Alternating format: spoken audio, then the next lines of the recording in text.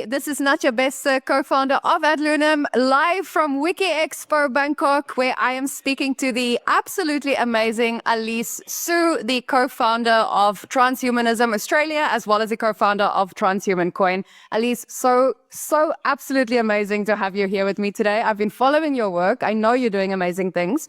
So I want to talk about, you guys have a venture studio, and that is where you are really just fueling the future of science and technology, which is a very big, broad term. So I want to bring it a little more practical.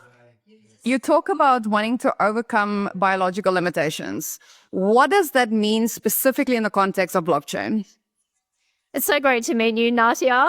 And I'm really excited to be talking to you today about how we can use blockchain to help projects or support projects that are about overcoming limitations of human biology.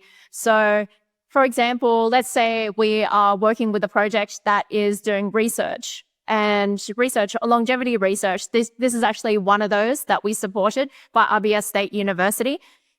And a lot of the times that you have to worry about the provenance of where that research comes from and is it attributed to the right researcher?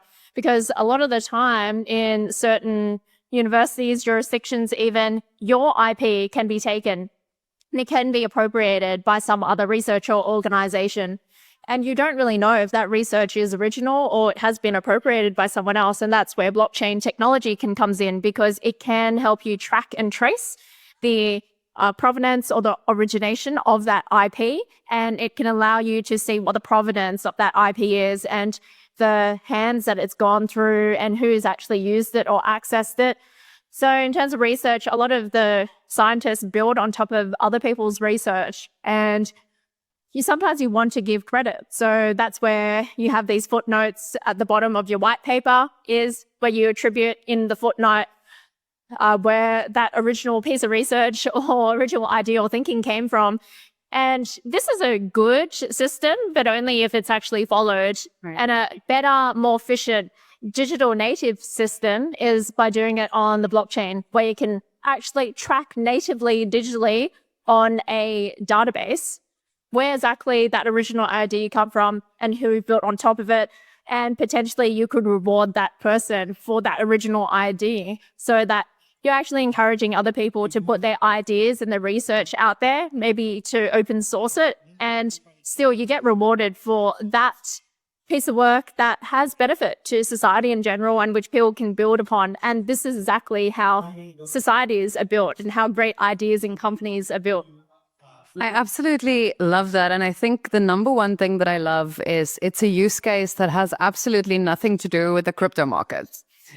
Which unfortunately, you and I were having a discussion about this earlier, when a lot of people connected technology with a use case, they connected to the use case that they've been exposed to, which very often blockchain equals crypto. Having blockchain in the research field and in the innovation field, what is the adoption like in terms of the feeling of acceptance toward it being a legitimate technology that can be used beyond the media? I don't want to say the negative media coverage, because sometimes the media covers it. Look, something has been sold for 70 million. So it's a very nuanced coverage that, of course, if you work in it with the technology, you understand that there's so much more to it. Now, for academics, they are serious people, and blockchain, as in crypto blockchain, is not necessarily a serious space. So how do these two come together in your experience? How open are people to saying yes to the technology, despite the fact that there's a negative connotation? Adoption is dire. You're absolutely right. Traditionally, researchers are not open to novel ideas, even though they do work on novel research. But an idea like putting their research on a blockchain, having to deal with additional and new technology that they don't understand, is actually quite confronting to them. So they're very open to hearing about it. But when it comes to adoption and actually using it, there is none. So we have talked to a few research institutes, including in South Africa, which I won't name. They are very open to hearing from us and learning about new ideas and how they could put their research data on, I suppose, very similar to what an NFT is. So you have a record or pointer on chain, but the data lives somewhere else because the data is just too huge to live on chain anywhere. So they were very open to this idea where they could put their research data on chain and then share that data with other research institutes, and then allowing them to track who has accessed that research, allow other researchers to attribute properly to their piece of work, and also perhaps pay them. So very open to the idea. When we started working with them to implement, there was a little bit of a pushback, even if we said that we're willing to do it pro bono. So I can see that there's appetite for learning, but as a researcher, I can put myself in their shoes, and understanding the technology underlying it is a little bit scary. I think it really needs to be a case of us selling the benefits. So what is the value, and not talk about the technology lying underneath that. And as in your experience, you know that when you start talking about blockchain technology and how it's a database and compute all in one, you start losing people. When you talk to research over, exactly, business people, researchers, all the same. They just want to know, does it save them money, or is it more secure? Any of those things. So I want to put a little fortune cookie hat on your head. In a few years' time, let's say 5-10 years out, right now we have these disparate technologies. We have the metaverse over there. We have NFTs here, crypto and blockchain and Web3 and robotics and AI. What does the future look like when there's, let's say, an interoperability, not from a technical perspective, but that we enter a new era where today's Web2 social media reality is the world that we live in? What is the world going to look like when these technologies converge in an everyday person's life? In the metaverse is probably where they all converge. If we think of what is the future reality we're going to live in, it's probably the metaverse. That is our next reality.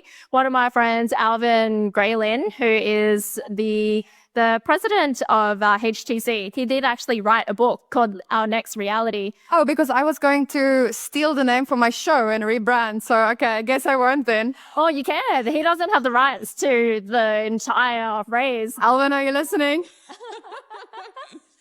So I think all the technologies you talked about, AI, VR, blockchain, robotics even, will all converge. IoT will all converge in what we call the metaverse. So a lot of people like to think of the metaverse as a more immersive 3D world.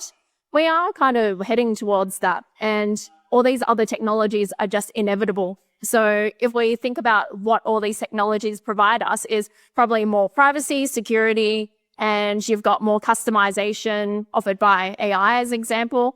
And then you have blockchain, which gives you provenance, trust, or when it isn't there.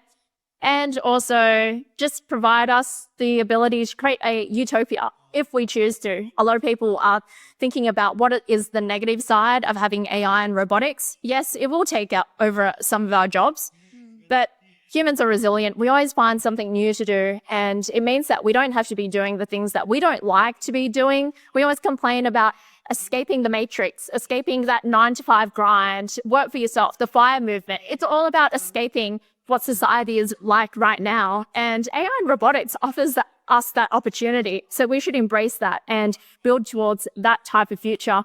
That type of future could be in a metaverse-y type of thing. I know metaverse is a bit of a bad word, isn't it, these days? So before I get to the number one question I've been dying to ask you, when you say metaverse, there are people that understand the metaverse to be Oculus headset, and there are people who understand metaverse to be Decentraland or a training environment for their employees. When you think about the metaverse, what is that definition for you? It is whatever we perceive the world to be. And it could be what we see with our eyes in front of us, or it could be in our mind. There's so much that we don't understand about our brain, and brain-computer interfaces are one way in which we can learn more about our brain, but also to use those devices as a way to manipulate our reality. So our metaverse, our future metaverse, could be actually up in here. So instead of thinking about what we see in front of our eyes, it's about the world that we live in up in our consciousness. So imagine that we've seen those movies where people are just lying they seem like they're unconscious, but there's a whole world and whole scenario going on in their head. And I think that's where the future metaverse is. And it's going to be enabled by devices such as Neuralink, which allows us to simulate experiences, feelings, dreams. Right now, it's for medical use. And that's where they're testing it on how they can allow people who are blind to, they're simulating the nerve, optical nerve that allows people to see, so that they're not actually seeing with their eyes, but it's actually through the stimulation of the neurons that allows you to, and also allowing people who are quadriplegics to control the cursor so they can play games or even send a message, giving people that level of independence that they had lost. So, but in the future, it's about human enhancement. And even now, with the medical use, they are giving people enhanced abilities. So we can only type as fast as our thumbs can move. And now people can actually type faster by thinking about it or moving a cursor than someone that's using their hands to do. So I'm pretty excited about the metaverse that's going to be up here, and which is enabled by brain-computer interface. I absolutely love that. I would have applauded if I wasn't holding the mic. That brings me to a very sticky topic. I'll start with a bit of a backstory. I was telling someone who is not connected to technology, whether professionally or personally.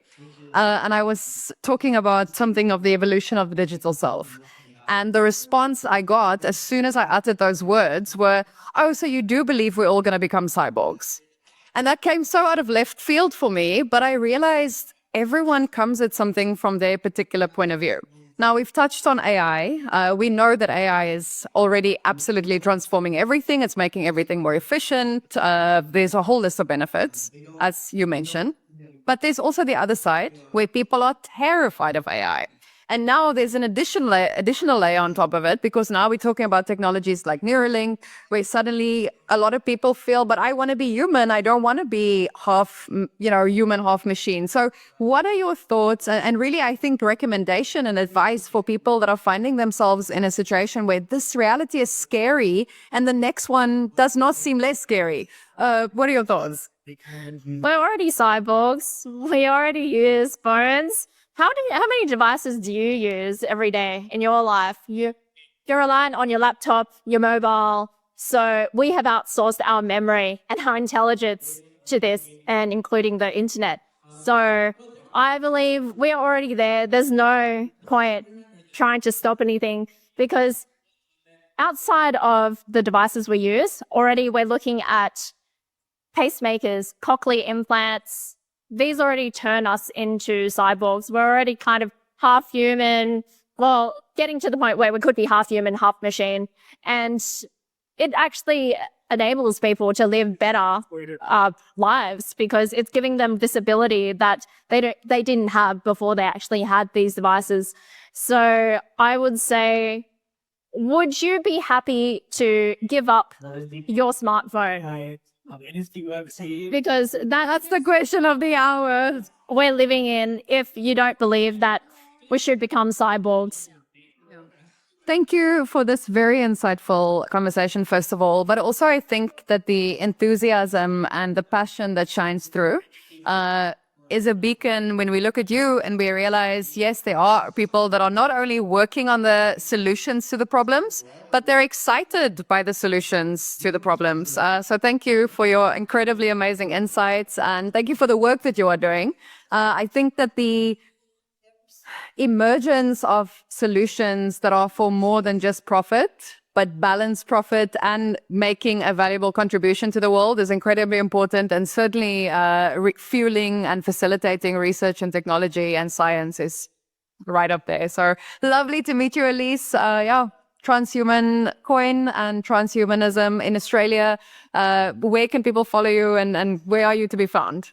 Transhumancoin.finance. You can find out more about Transhuman Coin and join our community. Thanks, Nadja. I really enjoyed this conversation.